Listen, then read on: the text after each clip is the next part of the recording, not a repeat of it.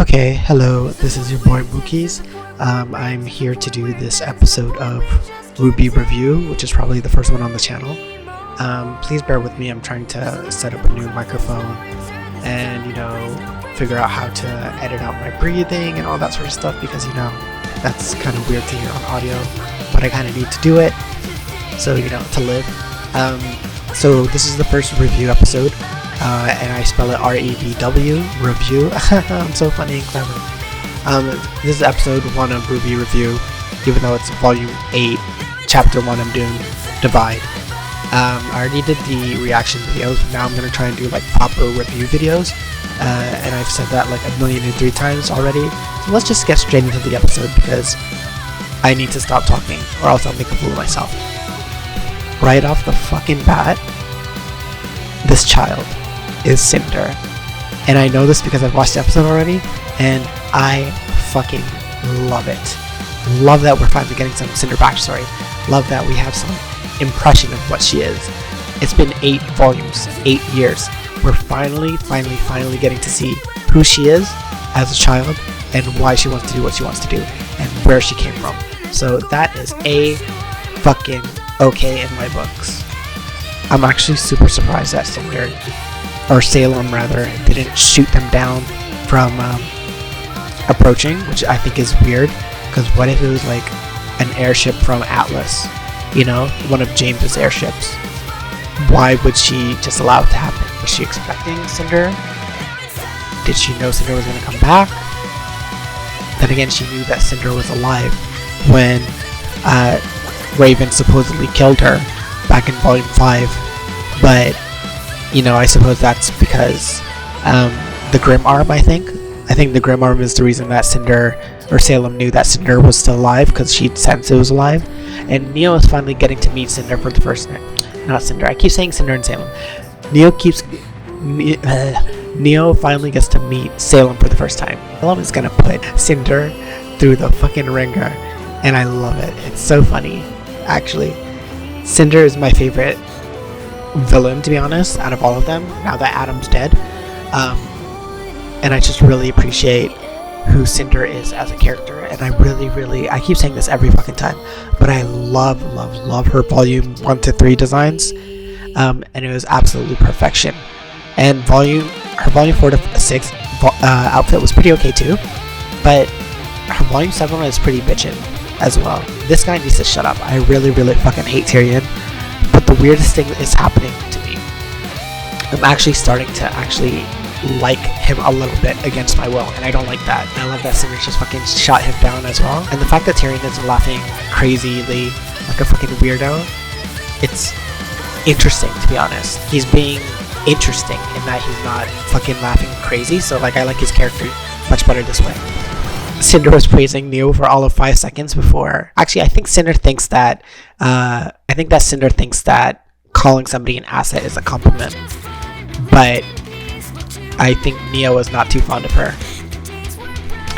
They finally got new outfits.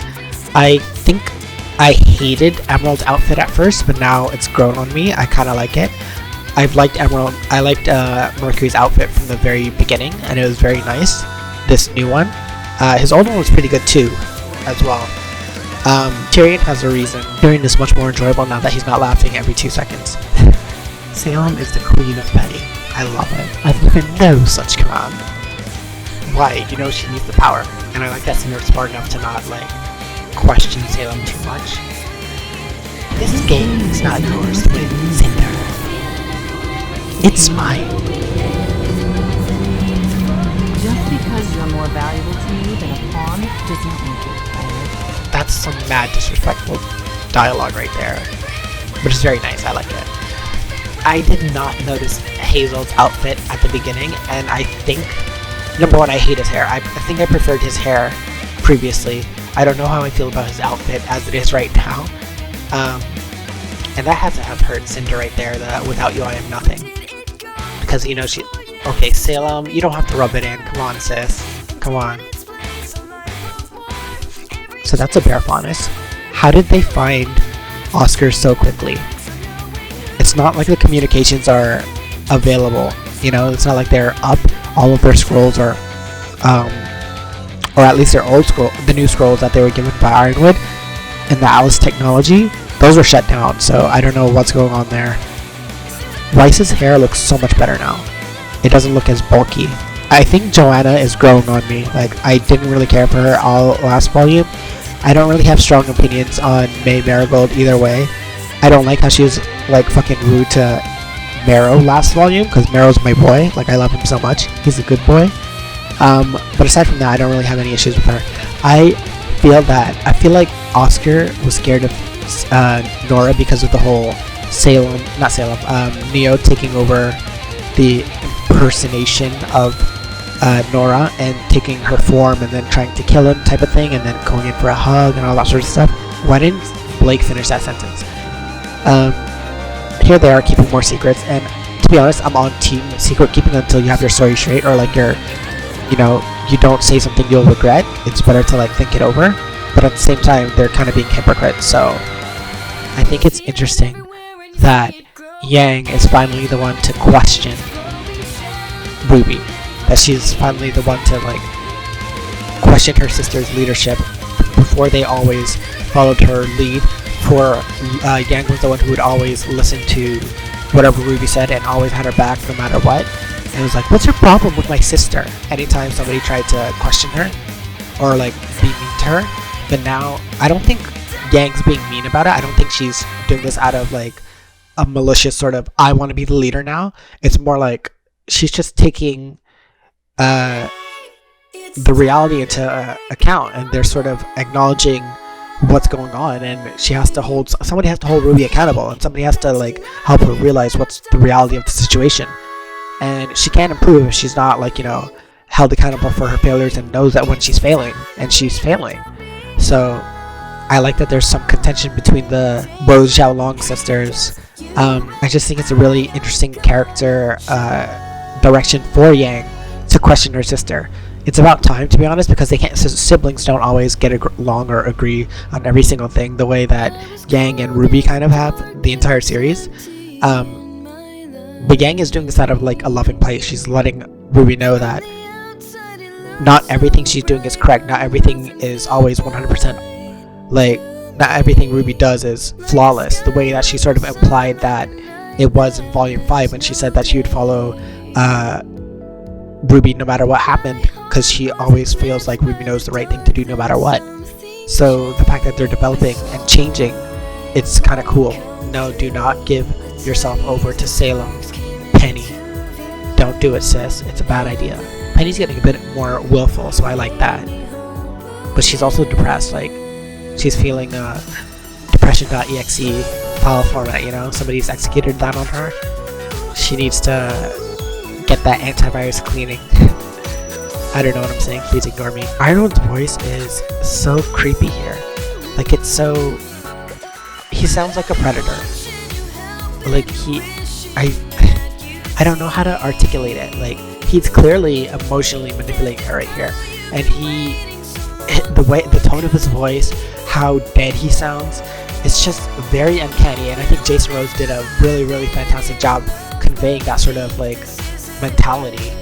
And his voice acting has always been really good and strong to be in it, to be honest, in my opinion. But it's very creepy how he's voicing Ironwood here, and I think that's the point. It's supposed to be very uncanny. Marrow and Vine and Elm and Harriet and their fearless leader Clover, who is dead and really, really pale, even paler than usual because he's probably lost all his blood. I think this is like a special... Okay, why would he cut off his arm? I don't think his arm was that damaged. I also have to say that I love the little leitmotifs that are playing in the background. The score, whoever does the score, if it's Alex Abraham and Jeff Williams and everybody else who does it, you guys do a fan-fucking-tastic job on it. So, like, you always know when to incorporate somebody's themes, and you know how to make them take on so many different genres and formats, and like you know how to make it into a score and not just the theme music. Like, it's fantastic the way you guys sound the series. The sound design is amazing, so please keep that fantastic work up. The council people have always been really annoying, but honestly, they did not need this. Ironwood has a fat ass, to be honest. Like, am I the only one who noticed that? Holy fucking shit, he shot Councilman Sleep. Like, how does his fucking gun work? Is the guy dead? Everybody's acting like he's dead, but does he not have an aura? Does he not know how to activate an aura? But did he not have it active at the moment because he didn't have any reason to believe so, even though Salem is here and like everybody's gonna die? Like, does his gun shoot through aura like the way that Adam's sword can apparently seemingly cut through aura like he did with Gang? I don't understand what's going on here with respect to that, but Councilman Sleep seems to be, for all intents and purposes, dead. So that's how it is. This Grimm is going to prove to be very interesting come volume 2, or sorry, volume 2, episode 2, chapter 2 of volume 8. The theme song is bitching. I love the theme song. We said goodbye to all of these two love. Game of our lives, just to find that it was not enough. We left it there, left our solitude, our carefree peace. Just to find the sense the world's just childish stream. We failed to stop our own demise, a tragic end before our eyes. Hope has no place here. Maybe the path that leads our way home will finally clear. Maybe the end we tried to avoid is already here. So roses will never bloom. So people ride on the heights of life and much too soon. Some people will never die. Some wars will not end. Some heroes shoot from outside. Then planted eyes for every life. Somebody noted that it's probably Cinder's arm that's grabbing Ruby's hand, because all the other hands were like those two-fingered Grimm hands, and this is the only Grimm hand that was like a full hand, but it also seems to be coming from the right, whereas Cinder's Grimm arm is left, so I don't know about that. But yeah, that's all I wanted to say about this episode. I'm very, very excited and also very fucking curious what's gonna happen with everything, because Ironwood just fucking killed the person. He's instituted martial law. Salem is gonna hunt down Oscar. We all know it's gonna be Oscar. What else? There's the contention between the Rose Xiaolong siblings, sisters even, and everybody's splitting up. I'm so glad that Yang and Blake are not together. I mean, I like them as a ship and everything, and I like when they're together, but they've only ever been together. And they've got to stop that. They've got to interact with their other team members. When was the last time Blake and Bryce interacted? When was the last time Yang and Bryce interacted? When was the last time Ruby and Blake interacted? Like, there needs to be more diversity within their team than, you know, it says Yang and Blake and Bryce and Ruby in those pairs. Ren is becoming questionable. Like, he's becoming more of a bitch. And I understand that he's got some trauma to deal with and some stuff to undergo, and like, you know, he has to fix that about himself. But I don't like the direction he's going with, unless they resolve it and like he makes up with Nora and John and everything, or like somebody pays attention to his emotions and figures out why he's going there. Like, we need answers, and I need them immediately. So yeah, like, there's gonna be a lot to discover in the coming episodes. I am super duper excited, and let's see what chapter 2 of volume 8 has in store for us. This has been Rookies. I am signing off, and I will see you guys in the next one. Take care, friend.